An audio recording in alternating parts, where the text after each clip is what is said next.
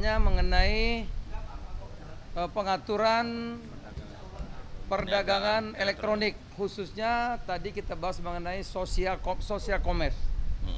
Sudah disepakati besok pulang ini Permendak, revisi Permendak 50 2020 akan kita tanda tangani.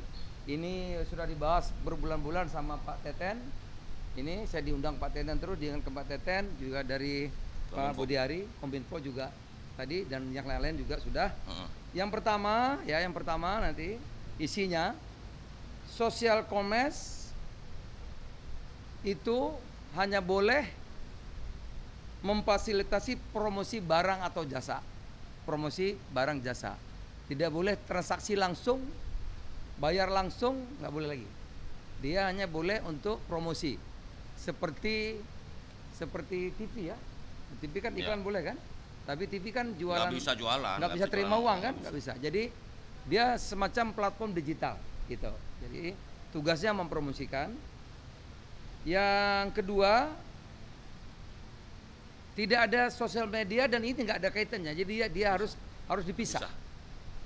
Sehingga tidak algoritmanya itu ya tidak semua dikuasai.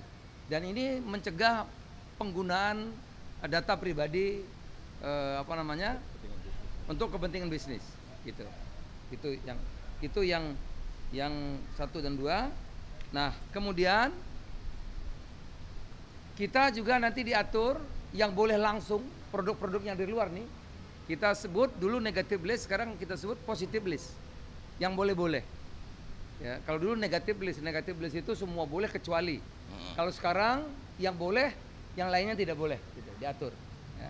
Misalnya batik ini kan di sini banyak kok, ya masa mesti impor batik gitu. Ya, kira-kira seperti itu. Berikutnya yang tadi yang barang dari luar itu harus sama perlakuannya dengan yang offline yang dalam negeri. Ya kalau makanan ada sertifikat halal, kalau beauty itu ya, beauty itu harus ada POM-nya gitu, ya kan? Kalau enggak nanti yang jamin siapa? Harus ada izin POM, ada izin POM-nya. Kemudian kalau dia elektronik ada standarnya bahwa ini betul barangnya gitu. Jadi perlakuan sama dengan yang ada di dalam negeri atau offline ya. Kemudian yang ketiga nggak boleh bertindak sebagai produsen. Yang terakhir transaksi kalau impor kita satu transaksi $100 minimal. Kira-kira itu teman-teman. Sudah diputuskan hari ini, mungkin sore sudah saya tandatangani revisi Permendak 50 2020 menjadi Permendak berapa nanti tahun 2023 ya. Kalau ada yang melanggar seminggu ini tentu ada surat saya ke ke Kominfo untuk memperingatkan. Habis peringatan apa lagi tuh? Tutup. Tutup. Saya kira demikian. Ada yang tanya? Ada yang tanya? Kita nggak pakai merek. Siapa saja? Selama ini social commerce itu belum diatur. Nah, sekarang diatur. Dari sisi Menko UMKM sendiri, revisi Permendak ini apakah udah? Nah, itu Pak, betul tuh Pak. Ya, jadi kan ada 3 hal ya tadi kita bahas. Yang pertama bagaimana mengatur platform. Ya. Yang kedua bagaimana mengatur arus baru masuk barang. Karena bukan soal produk lokal kalah bersaing di online atau di offline. Tapi di offline dan di online diserbu produk dari luar yang sangat murah ya dan dijual di platform global. Dan ketiga, kita lagi mengatur perdagangan yang fair antara offline dan online.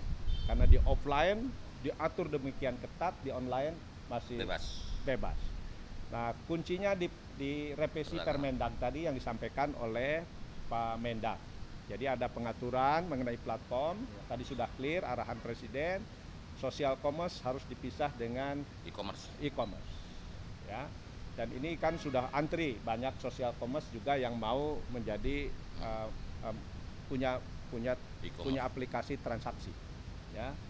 Juga tadi arus barang udah diatur yang 100 nggak boleh lagi, yang itu bawah $100. Kalau masih ada belum produk lokal ya diatur nanti di positive list. Jadi boleh masih impor tapi masuk di positive list gitu ya. Saya kira itu intinya. Kasih, ada yang tanya? Ya. Dan 3 mungkin tadi di isinya di Permendag itu kan platform nggak boleh jual produknya sendiri. Ya, Saya kira itu. Dari sisi Kominfo dikit ya. Iya, justru. Kalau ini dilaksanakan semua Insya Allah. terlindungi. Pokoknya gini. Pokoknya kalau dari Menkominfo adalah begini, kita harus mengatur yang fair, mana yang Bukan sosial. pasar bebas tapi fair. Bukan lagi free trade, perdagangan bebas, tapi fair trade. Perdagangan yang adil. Jadi bagaimana sosial media ini tidak serta-merta menjadi e-commerce. Karena apa? Karena ini algoritma nih. Gitu. Prinsipnya gini, negara harus hadir melindungi pelaku UMKM dalam negeri kita. Yang fair. Bukan Jangan barang di sana dibanting harga murah, kita kelenger gitu loh. Nah, kedua adalah bahwa kita tidak mau kedaulatan data kita, data kita ntar dipakai semena-mena. Kalau algoritmanya udah sosial media, nanti e-commerce, nanti fintech, nanti pinjaman online dan lain-lain. Ini kan semua platform ini kan akan ekspansi kan, berbagai jenis. Nah, itu harus kita atur. Kita harus tata supaya jangan ada monopolistik organik gitu, alamiah. Karena nggak kita tata, dia semuanya dikontrol sama dia. Baik, seperti itu. Ya, saya apa?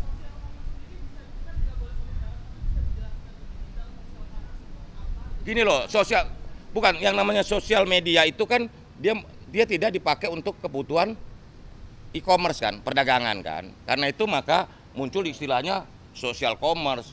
Nah, sebenarnya ini kan tengah-tengah nih antara sosial media dan e-commerce. Nah, jadi platform sosial media tidak boleh bertindak sebagai platform e-commerce. Itu aja intinya. Ya, begitu ya.